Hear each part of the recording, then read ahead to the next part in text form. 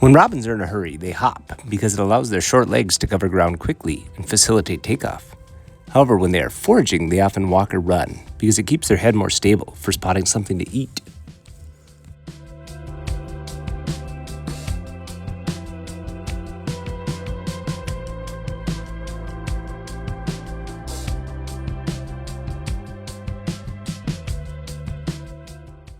I've seen a lot of American tree sparrows this winter, but I almost always see them foraging on the ground. It's nice to find them perched in a tree, as their name implies they should be.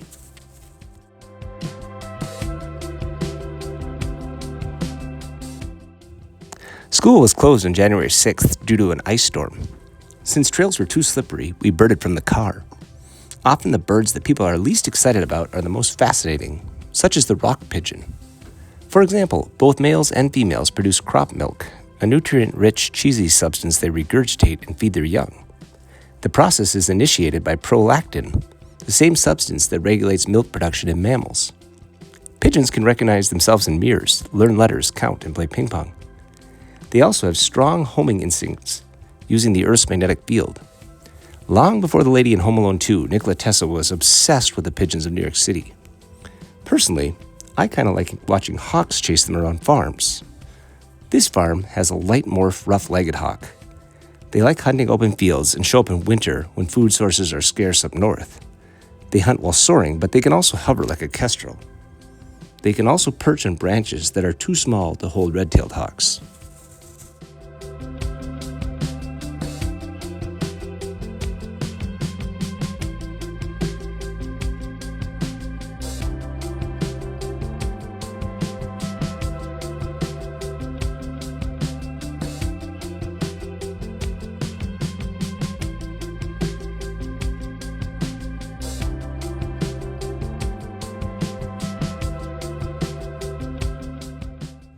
We moved on to look for horned larks.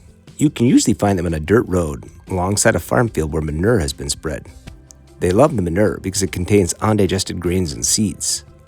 They usually fly as your car drives by, so we tried sneaking up on them for some photos.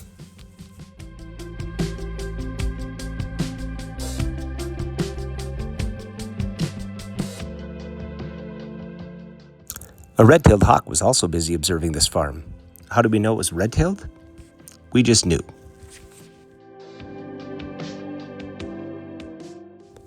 On our way home, we spotted this eagle bringing its meal to a power pole for consumption. Its mate joined to supervise.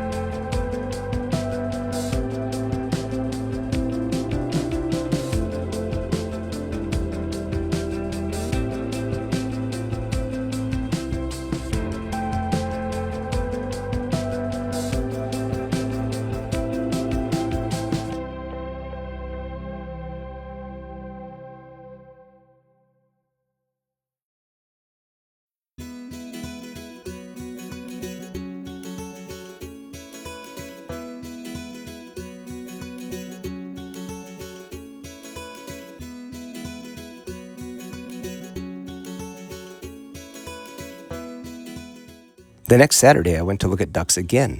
It was a cold morning, so the pond was steaming again. The ducks were finishing their feather maintenance.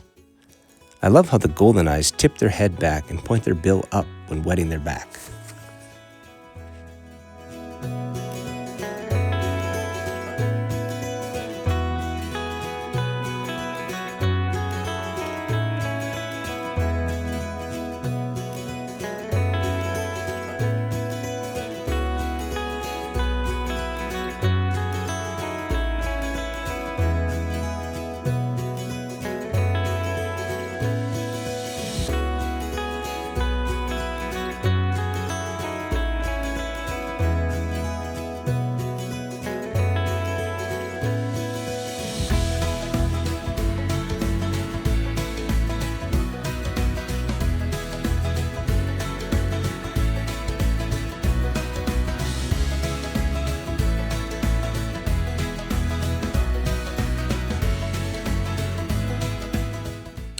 In addition to hooded mergansers, I did manage to find quite a few gadwalls mixed in with the mallards. Male gadwalls have a darker bill.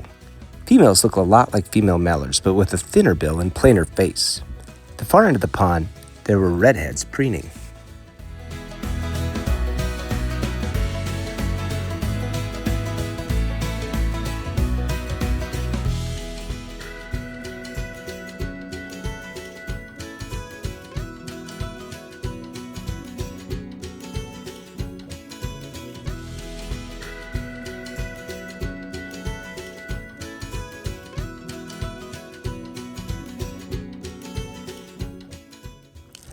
On the nearby lake, there was a small patch of open water with more mallards and swans. It's amazing how much better your photos can be when you're not shooting through a chain-link fence at steaming water.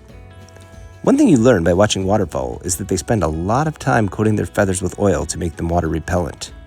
Because the feathers don't get wet, they're able to trap a layer of air close to the bird's body, creating warmth and buoyancy. Swans need to displace a lot of volume to keep 30 pounds floating.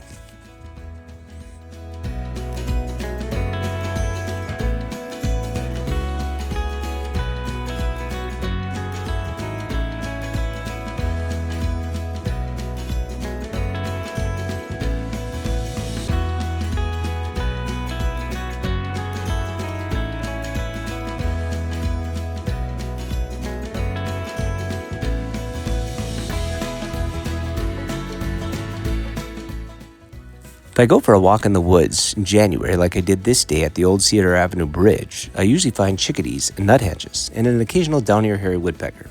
The next most common bird would be a northern flicker, followed by the red-bellied woodpecker. Red-bellied woodpeckers have zygodactyl feet, 2 toes forward and 2 toes backwards for gripping trees. They use their long, sticky tongue to extract bugs.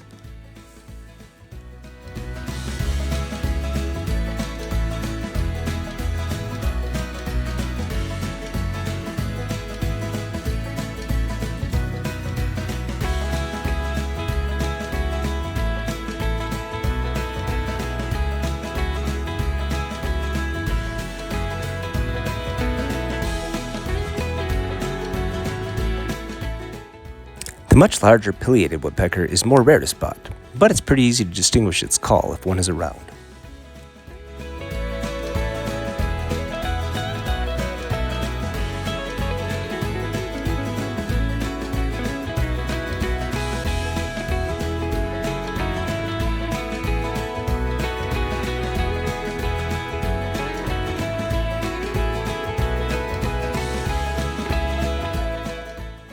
The next most common bird to see is the bald eagle. This one was riding a thermal, soaring in circles near its nest in the Minnesota River. It was also being quite vocal for some reason.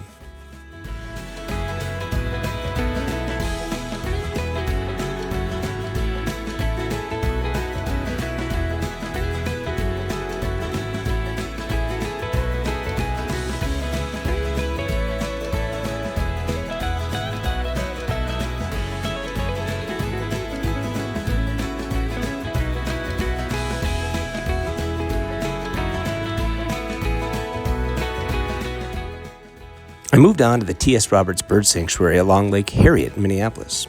I got a little distracted with taking pictures of a male cardinal in the sunlight. I was actually there to see the red-morphed eastern screech owl. I was excited to see he was still out. but I had time for only 2 pictures before a big gust of wind blew and he shot back into his hole and never returned that day.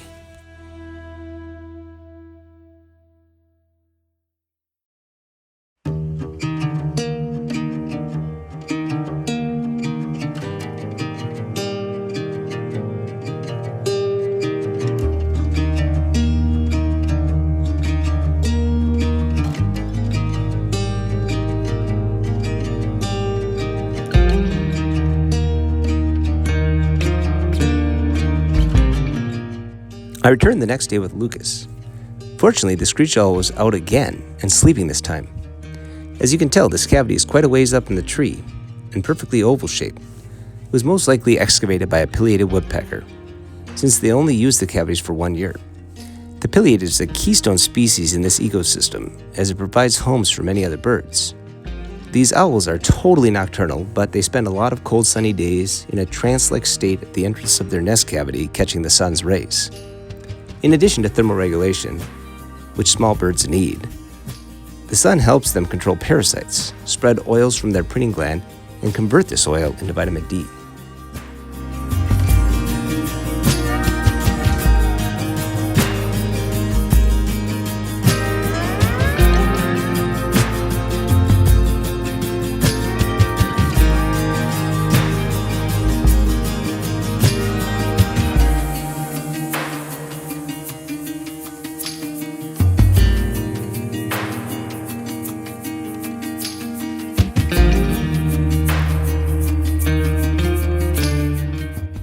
If you aren't paying attention, you will be looking at the tree where the owl just was, and you will notice an empty cavity.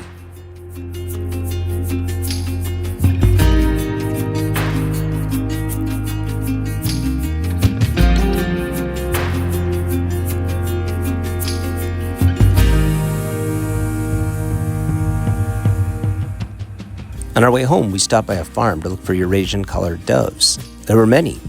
Besides having a black crescent on their nape, you can identify them by the bright white tips of their tail feathers when they fly. The European starling is another often maligned bird that actually has supreme intelligence and complex mimicry skills and outstanding iridescence. January 9th was a great time to view Jupiter, as it was in opposition and reached a brightness of over 3 times the brightest star. You can see it in Gemini just to the left of Orion, facing east. Here's a picture of the 4 Galilean moons that I took with my telephoto lens.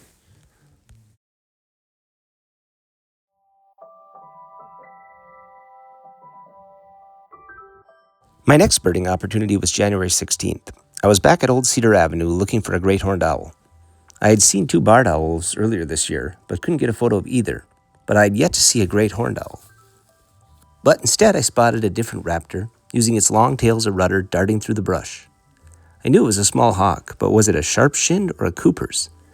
My immediate guess was Cooper's, as it looked more crow size, while the sharp-shinned is more like a blue jay size. It's hard to tell because female sharp-shins can be as large as male Coopers, and it's not like they're side-by-side so you can compare. The Cooper's hawk has a more blocky head. Sharp-shins' heads are so round they look like they're wearing a helmet. But the easiest go-to is the tail.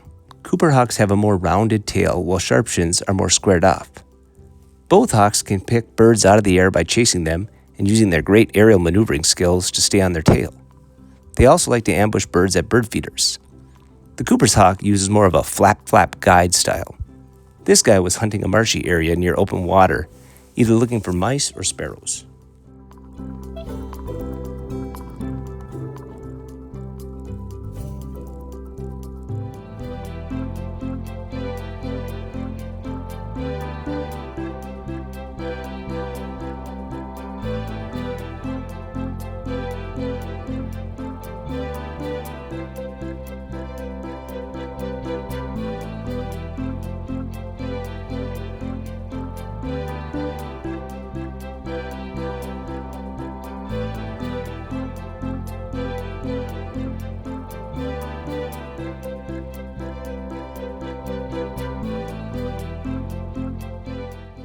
At my next stop, it was another threat to small birds.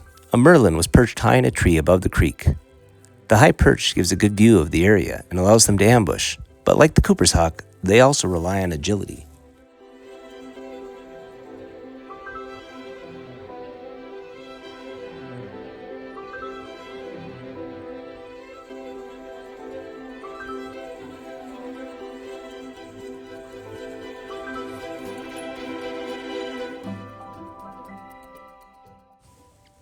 At the airport, I spotted another, even smaller falcon, the kestrel. It was on the very top of a tree eating a mouse. I got one poor quality photo before it flew its meal to a further away perch.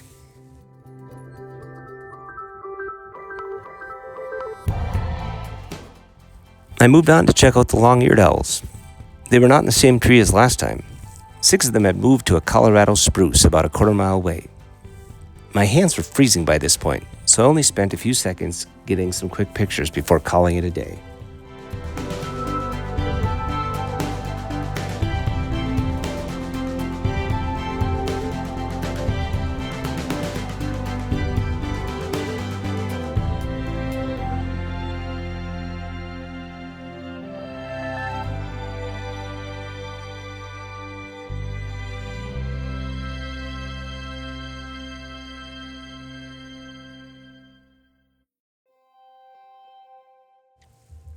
Sunday the 18th, we were traveling back from central Minnesota when we spotted a northern shrike hunting. They're easy to find because they perch on the very top of a tree. A mouse can have over 300 babies in a lifetime, so it's nice to know that all these birds are working day and night to keep the population in check. Red-tailed hawks will eat up to 1,000 mice in a year, and great-horned owls hunt them nightly. Speaking of great-horned owls, on my return, I braved a bit of a snow squall to make another search. I found one perched high in a white pine. Not sure how I saw it, but it was in a terrible location. Many branches were in the way, and it wasn't too interested in looking down. I turned around a few times to see what I was doing, but I never got a great picture. Great-horned owls are common, but they spend their days where you can't see them.